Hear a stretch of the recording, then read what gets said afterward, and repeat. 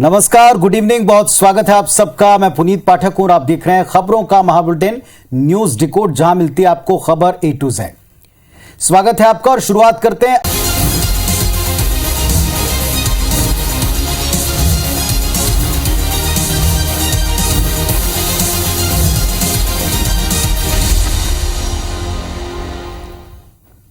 और बुलेटिन का आगाज भारत जोड़ो यात्रा से जुड़ी दो खबरों से हम कर रहे हैं, दो तस्वीरों के साथ। पहली तस्वीर जो आप टीवी स्क्रीन पर देख रहे हैं वो हैदराबाद से है, जहां से भारत जोड़ो यात्रा गुजर रही है। आज इस यात्रा में अभिनेत्री पूजा भट्ट भी दिखाई पड़ी। दूसरी खबर इसी यात्रा से जुड़ी मध्य प्रदेश से। सोशल मीडिया पर वायरल हो रहा भारत जोड़ो यात्रा का एक पैम्पलेट, इसकी तस्वीर है, जिसमें कमलनाथ, नेता प्रतिपक्ष और गोविंद सिंह के साथ दिग्विजय सिंह भी आपको इसमें नजर आएंगे। हालांकि दिग्गी राजा ने यह कहा है कि भारत जोड़ो यात्रा का जो भी ऑफिशियल बैनर पोस्टर हो उसमें उनकी तस्वीर ना लगे। तो एक यात्रा और इससे जुड़ी इन दो खबरों के ऊपर आज हम सबसे पहले न्यूज डिकोड में चर्चा करेंगे। मध्य प्रदेश में कांग्रेस की भारत जोड़ो यात्रा के पैम्पलेट को लेकर जिसकी तस्वीर हमने दिखाई, इस पर विवाद है। क्यों है, इस पर एक रिपोर्ट पहले देखें।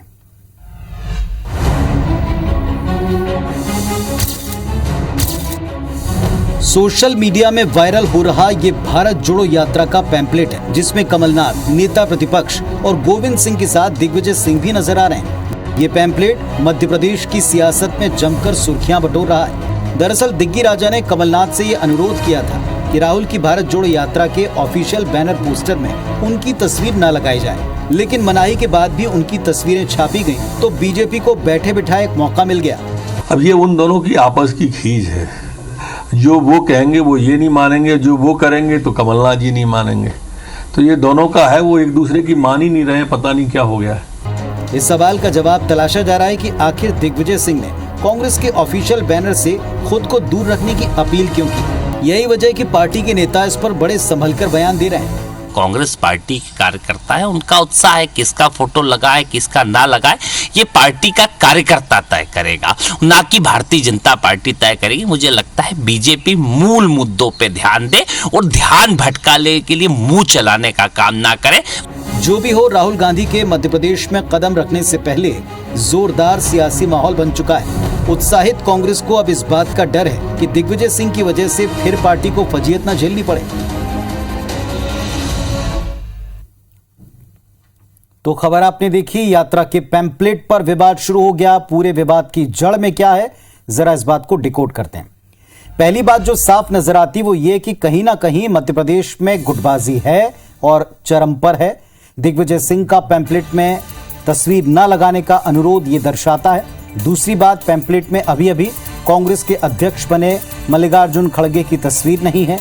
क्यों नहीं है, इस पर सवाल उठता है। जवाब कांग्रेस को देना पड़ेगा और इसके जवाब कांग्रेस ही मांग सकते हैं। कह सकते हैं कि एमपी कांग्रेस के जिन नेताओं ने पैम्पलेट डिजाइन किया, उन्होंने अपने राष्ट्रीय अध्यक्ष को वो सम्मान नहीं दिया जिसके वो हकदार हैं। प्रियंका और राहुल की बड़ी तस्वीर इसमें लगाई, जिसमें एक बार फिर से विपक्ष को ये बोलने का मौका मिल रहा है कि कांग्रेस गांधी परिवार से उभर नहीं सकती, उनकी छत्रछाया से मुक्त नहीं हुई है और ऐसा आगे भी संभवतः ना हो। चलिए, कांग्रेस का आंतरिक मसला है, लेकिन उनके आंतरिक मसले अक्सर बाहर ऐसी बहस छेड़ते हैं कि अंदर घमासान की स्थिति होती। भारत जोड़ो यात्रा ने कुल 56 दिन अब तक पूरे कर लिए हैं। यात्रा की शुरुआत 7 सितंबर 2022 को तमिलनाडु के कन्याकुमारी से हुई थी।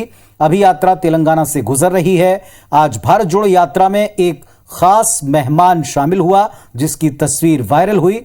कौन वो हैं, देखें आप समझ ही गए होंगे कि तस्वीरें राहुल गांधी के भारत जोड़ो यात्रा की हैं। तस्वीर को गौर से देखिए। हैदराबाद में राहुल गांधी के साथ कदम से कदम मिलाकर सलवार सूट पहने एक महिला मुस्कुराते हुए चल रही है। क्या आपने इस महिला को पहचाना? नहीं पहचाना? चलिए हम आपको बता देते हैं। गौर से देखिए, ये महिला कोई और नहीं बल्कि 90 के दशक की प्रसिद्ध बॉलीवुड अभिनेत्री पूजा भट्ट हैं, जिन्हें आप दिल है कि मानता नहीं, सड़क और जख्म जैसी फिल्मों में देख चुके हैं। पूजा भट्ट प्रसिद्ध फिल्म निर्देशक महेश भट्ट की बड़ी बेटी हैं और आलिया भट्ट की बड़ी बहन। ये वीडियो सोशल मीडिया पर वायरल है और अब पूजा भट्ट के कांग्रेस में शामिल होने को लेकर अटकलें लगाए जाने लगी हैं। पूजा भट्ट भारत जोड़ो यात्रा से जुड़ने वाली बॉलीवुड की पहली एक्ट्रेस हैं।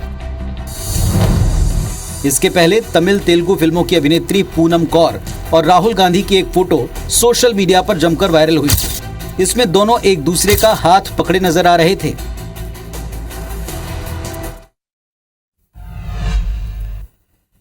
तो एक मकसद तो कामयाब है कि भारत जोड़ो यात्रा में प्रतिदिन कुछ ऐसी तस्वीरें सामने आती हैं जिनको लेकर देशव्यापी चर्चाओं का दौर तो चलता है। यानी भारत जोड़ो यात्रा में ग्लैमर का तड़का भी लग रहा है, यह आज की तस्वीर दिखाती है।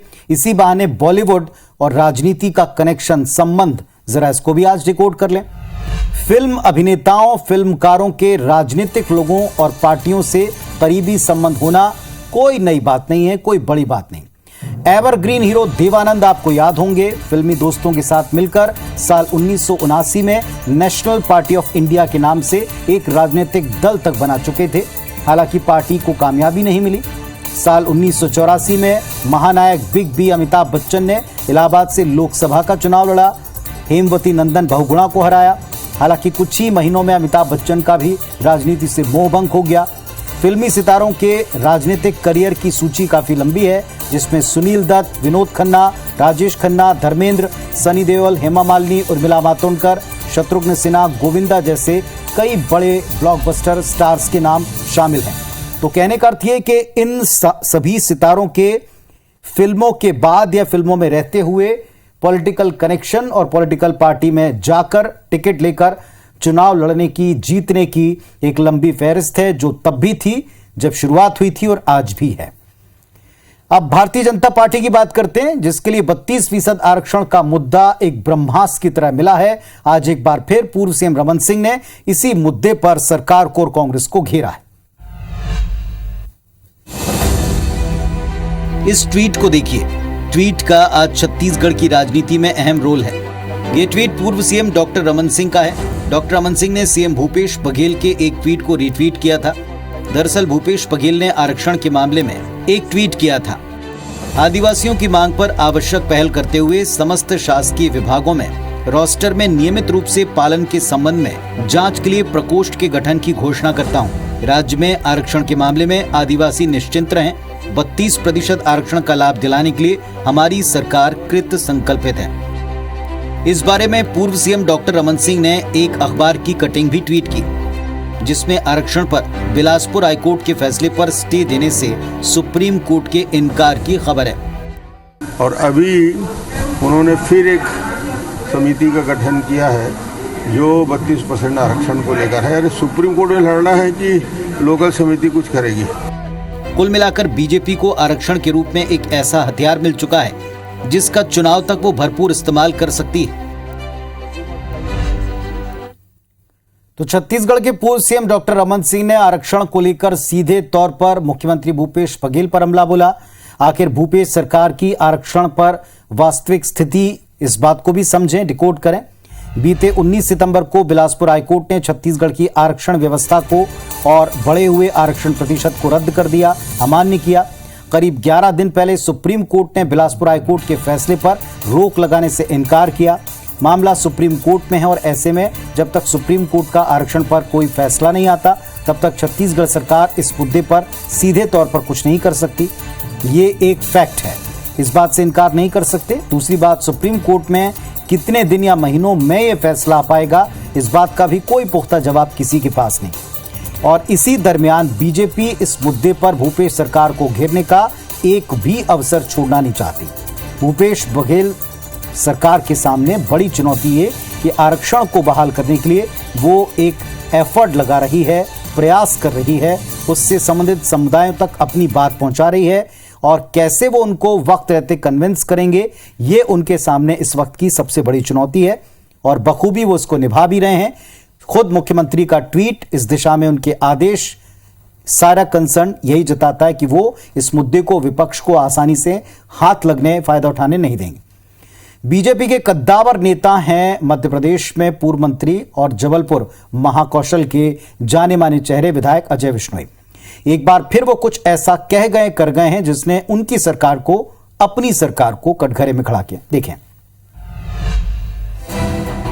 मध्य प्रदेश में शराबबंदी की मांग को लेकर पूर्व सीएम उमा भारती पहले से मोर्चा खोले हैं। अब पूर्व मंत्री और जबलपुर से बीजेपी विधायक अजय बिश्नोई ने भी शराब को लेकर आवाज बुलंद की है। उन्होंने मुख्यमंत्री को एक चिट्ठी लिखी, मांग की कि शराब माफिया पर तत्काल एक्शन लिया जाए। बिश्नोई ने चिट्ठी में लिखा कि गांव-गांव शराब की बिक्री अब सामाजिक बुराई से कहीं बढ़कर अभिशाप बन गई है। आज की तारीख में मध्य प्रदेश में जिस तरीके से शराब गांव-गांव के अंदर सहज रूप से उपलब्ध हो गई है, वो एक सामाजिक बुराई नहीं, सामाजिक अभिशाप बन गई है। बिश्नोई ने अपनी सरकार पर तंज कसते हुए यूपी सरकार की तरह गांव-गांव में शराब की बिक्री रोकने की नसीहत दी। उम्मीद जताई कि अगर सरकार गांव में शराब बिक्री पर रोक लगा देती है तो इसका फायदा बीजेपी को अगले चुनाव में मिलेगा। गांव से शराब की बिक्री को बंद करा दिया तो सीधा लाभ भारतीय जनता पार्टी को 2023 के चुनाव में मिलेगा। वैसे पहली बार नहीं जब बिश्नोई ने किसी मुद्दे पर खुद अपनी सरकार को घेरा हो। वे अक्सर किन्हीं मुद्दों पर ट्वीट कर खुद अपनी पार्टी के लिए असहज स्थिति पैदा करते रहे। तो अब सवाल ये उठता है कि आखिर ऐसा होता क्यों है साहब, क्यों अपनी पार्टी को असहज करते हैं, क्यों पार्टी के नेता पार्टी और अपनी सरकार पर यूं सरेआम उंगलियां उठाते हैं। चलिए जरा इस बात को भी डिकोड कर लें।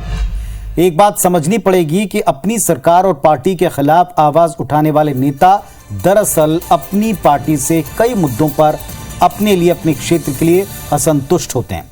दरअसल ऐसे नेताओं को अपनी पार्टी और सरकार से शिकायतें रही हैं, रहती हैं, यहां भी हैं। जब उनकी शिकायतों पर वैसी तवज्जो नहीं मिलती जैसी वो चाहते हैं, उन्हें दूर वक्त रहते नहीं किया जाता, तो फिर नेता पार्टी और सरकार की कमजोर नब्ज पर इसी तरह अटैक करते हैं। और ऐसा सभी दलों में उनकी सरकारों के समय में हुआ है। ये असंतुष्ट नेता ऐसे मुद्दे उठाते हैं जिससे पार्टी और सरकार असहज हो जाती है, उत्तर ढंग से नहीं दे पाती क्योंकि उनका व्यक्ति सवाल उठा रहा है। कुल मिलाकर ये कह सकते हैं कि मुद्दे तो ठीक हैं, नेता बयान भी ठीक ही देते हैं, सरकार की कमजोरी को सबके सामने ला देते हैं, लेकिन इसके पीछे सबसे बड़ी वजह उनका असंतोष है। संभवतः जनता का उतना बड़ा कंसर्न नहीं, लेकिन जनता को ये बात इसीलिए बेहतर लगती है कि कम से कम जो उनकी बड़ी दिक्कत है, परेशानी है, वो उनके अपने नेता भले ही अपनी गरज से सही लेकिन कहते तो हैं। बीजेपी की आज की एक अहम बैठक पर आपको लिए चलते हैं। बैठक का मुख्य एजेंडा महतारी हुंकार रैली जो छत्तीसगढ़ में होने वाली है, बिलासपुर में होने वाली है, इसकी कामयाबी के लिए था। देखें इस पर एक रिपोर्ट। तस्वीरें बीजेपी की राजधानी रायपुर में हुई बैठक की हैं। बैठक में भारतीय जनता महिला मोर्चा की महतारी हुंकार रैली को लेकर चर्चा की गई। आपको बता दें कि शराबबंदी, महिला सुरक्षा और महिला स्व सहायता समूह की मांगों को लेकर भारतीय जनता महिला मोर्चा रैली निकालने वाली है। बैठक में भारतीय जनता पार्टी के प्रदेश सह प्रभारी नितिन नवीन मौजूद रहे। राष्ट्रीय उपाध्यक्ष डॉक्टर रमन सिंह, क्षेत्रीय संगठन महामंत्री अजय जामवाल और प्रदेश अध्यक्ष अरुण साव भी इस बैठक का हिस्सा बने। 11 नवंबर को बिलासपुर में महतारी हुंकार रैली का एक बड़ा आयोजन करने का निर्णय किया है। बैठक में उस आंदोलन को सफल बनाने की बातचीत, योजना, रणनीति बनी है। इस अहम बैठक में बिलासपुर में 11 नवंबर को होने वाली महतारी हुंकार रैली में पूरे प्रदेश से 1 लाख से अधिक महिलाओं को लाने की जिम्मेदारी पार्टी नेताओं को दी गई है। विभिन्न तरीके अपना रहे हैं महतारी हुंकार की रैली को एक भव्य रूप देने के लिए, और इसमें माननीय स्मृति ईरानी जी और हमारी राष्ट्रीय अध्यक्ष वंती श्रीनिवासन जी का आगमन होगा। आपको बता दें, पहला बड़ा प्रदर्शन राजधानी रायपुर के बाहर बिलासपुर में किया जाएगा। इसके पहले भाजपा महिला मोर्चा ने इसी मुद्दे पर कांग्रेस के विधायकों और नेताओं के घर के सामने प्रदर्शन किया है। तो एक तरफ बीजेपी के प्रदेश सह प्रभारी नितिन नवीन ने छत्तीसगढ़ महतारी की मूर्ति पर सवाल उठा दिए, तो महतारी हुंकार रैली के लिए आज भारतीय जनता पार्टी ने बड़ी तैयारी की और इसमें स्मृति ईरानी आ रही हैं और बड़े नेता आ रहे हैं। जाहिर तौर पर महिलाओं को एकजुट करके पार्टी के पक्ष में दिखाने, उनकी आवाज बुलंद करने का क्रम होगा। ये चुनौती बन सकता है। देखते हैं आयोजन में तैयारियां कितनी काम आती। एक और अहम मुद्दा, बीजेपी कांग्रेस के बीच में अब प्रदेश में छत्तीसगढ़ में छत्तीसगढ़ियावाद पर बहस शुरू हो गई है। बहस का आगाज बीजेपी के छत्तीसगढ़ सह प्रभारी नितिन नवीन ने अपने एक बयान से किया। बीजेपी के छत्तीसगढ़ सह प्रभारी नितिन नवीन आज रायपुर पहुंचे। आज नितिन नवीन ने बीजेपी की अहम बैठक में शामिल होकर पार्टी कार्यक्रमों की जानकारी ली। साथ ही नितिन नवीन आते ही अपने बयान को लेकर चर्चा में छा गए। कल सीएम भूपेश बघेल ने छत्तीसगढ़ महतारी की प्रतिमा का अनावरण किया, जिस पर नितिन नवीन ने ये बयान दिया। हम मूर्ति किसका लगाएंगे? मूर्ति लगाने से क्या महिलाओं का सम्मान बच जाएगा क्या? छत्तीसगढ़ियावाद देखने को मिल रहा है। ये आपके शब्दों में है, हम तो भारतीय हैं और भारतीयवाद को लेके चलते हैं।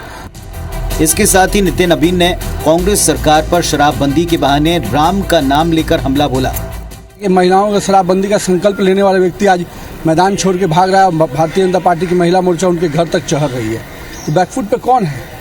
आज जो मुंह पर राम बोलता है और मन में रावण रखते हैं। जाहिर है बीजेपी के इन सभी आरोपों पर कांग्रेस की तीखी प्रतिक्रिया आनी थी। इतने साल तक कभी राम पथगमन का निर्माण इन लोगों ने नहीं किया। राम को भांजा के रूप में पूजते हैं, उनके लिए कोई काम नहीं हुआ। कुल मिलाकर साफ दिख रहा है कि आने वाले विधानसभा चुनाव में राम, गौ माता और छत्तीसगढ़ियावाद जैसे मुद्दे छाए रहेंगे। तो कहने का अर्थ है कि छत्तीसगढ़ में ज्यों-ज्यों आप सर्दी पारा गिरता पाएंगे, सियासी तापमान उतना ही चढ़ रहा है। सवाल ये उठता है कि बीजेपी क्या एक मूवमेंट बना करके रख पाएगी, क्योंकि साल भर में उसको काफी हद तक मोर्चे संभालने। डिकोड करते हैं। एक बात जो साफ दिखती है वो ये साहब कि भूपेश सरकार को कड़ी टक्कर देना बीजेपी के लिए इस वक्त बड़ी टेढ़ी खीर है, चुनौती है।